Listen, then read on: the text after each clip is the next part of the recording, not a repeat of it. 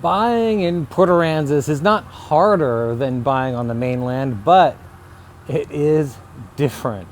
Smart buyers can run into trouble when they bring mainland assumptions to barrier island ownership. And here are 7 common missteps and how to avoid every one. You see, I understand the out-of-town buyer's perspective because I was one. I visited Port Aransas for 25 years before we bought here in 2020, and now I live here and I sell here, so I get to see these decisions from both sides of the closing table. Most of the common missteps we're about to cover are really the same assumption, wearing different hats, and the questions that buyers ask too late. So let's look at the 7 places where that usually shows up and what a prepared buyer does instead. The mainland assumption, that is that the rental income number shown in a listing or a projection is close enough to use as the ownership number. And why Port Aransas is different? Well, a coastal short-term rental may carry management, turnovers, repairs, insurance, dues, taxes, utilities, booking or platform fees, supplies, maintenance reserves, and replacement costs. A strong gross number can still produce a thin owner net.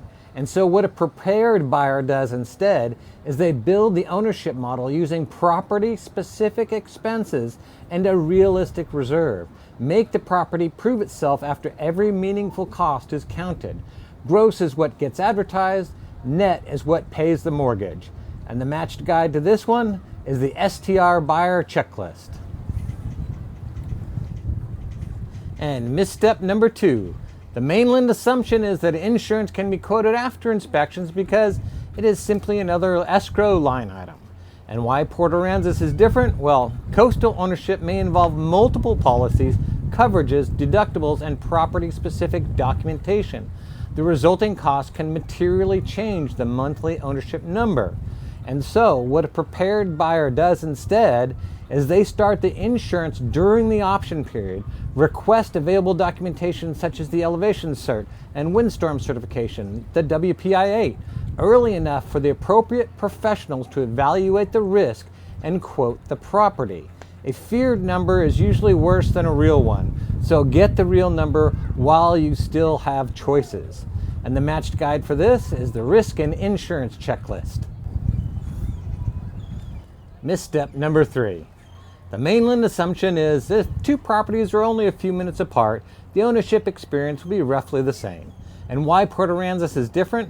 Well, different neighborhoods and pockets of the island can offer very different experiences. Resort-oriented or residential, active or quiet, golf cart convenient or car dependent, closer to Old Town or farther south, condominium or detached home character. Listing photos show the property. They rarely show the rhythm of the place. And so you choose your ownership pattern first. That's the most important thing. Then use the map. Visit the neighborhood at the times and seasons when you expect to be using the property. Ask whether the setting matches the way you actually want to live, vacation, or host guests. The context of how you use your island place will shape everything else. 5 minutes apart on this island can be 2 completely different versions of island life. And so the matched guide for this is the location match guide. Misstep number 4, and the mainland assumption. The governing documents are routine paperwork that can be reviewed quickly once the major property questions are settled. And why Port Aransas is different? The HOA or the condominium dockets, sometimes called the regime documents, may determine short-term rental rules, pets, remodeling rights, owner use, required management arrangements, dues, reserves, pending assessments, and other practical limits on the ownership plan. Low dues are not automatically a bargain if important costs have simply been shifted elsewhere or deferred. And so what a prepared buyer does instead is they read the documents against the intended use, there we go back to the intended use, verify rental, pent, remodeling, management reserve, and the assessment questions before assuming the property fits into your plan. Bring material assessment information into the negotiation. The deed tells you what you own. The documents help tell you how you can use it. And the match guide is Condo versus Beach House Decision Guide.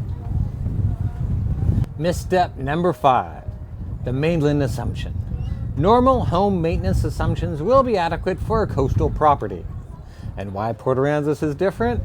Salt air, sun, wind, humidity, and guest use can affect the paint, the fixtures, the HVAC equipment, decks, fasteners, outdoor furniture, and nearly anything metal, whether the owner visits frequently or not. And we have a saying in Port A, even the plastic rusts. Kidding, not kidding. In a rental property, furniture and household items should be treated as working inventory with a replacement cycle and not permanent furnishings. And what a prepared buyer does instead? Well, you budget a recurring coastal maintenance and replacement reserve. Inspect the property with the environment in mind, not merely the age shown on the listing. The island charges rent too, remember that. It collects it in paint, metal, equipment, and replacements. And the match guide for this is the buyer starter kit and ownership cost layer. Misstep number 6, and that is the mainland assumption. A wonderful vacation experience is enough evidence that owning will feel the same way. And why Port Aransas is different. Ownership includes the enjoyable days, but also the seasonality, the maintenance, the planning, guest use, healthcare considerations for longer stays, and the responsibilities that continue after vacation mode ends. A property can make financial sense and still be the wrong ownership experience for a particular buyer. The happiest owners tend to understand both the numbers and the lifestyle. Remember the context in which you're going to be using it. And so what a prepared buyer does instead is they define the property's primary job before shopping. Is it a second home? Is it a rental property, a future residence, or a blended use property? Judge each candidate by that job rather than by the vacation emotion alone. So don't just ask whether you love the property this week, ask whether the ownership still fits in January. And the match guide is the buyer starter kit. Misstep number 7, the mainland assumption. A peak season visit provides enough information to understand the island and the neighborhood. And why Port Aransas is different? Well, peak summer, shoulder season, winter, event weekends, and ordinary weekdays can produce very different traffic, noise, activity, rental demand, restaurant availability, and neighborhood rhythms. And what a prepared buyer does instead? Well, they experience the island in season and out.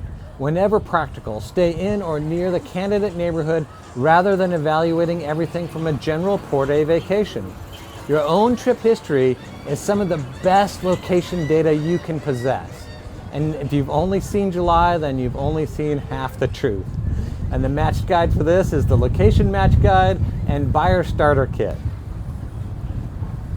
You see, every mainland assumption on this list is the same mistake wearing a different hat.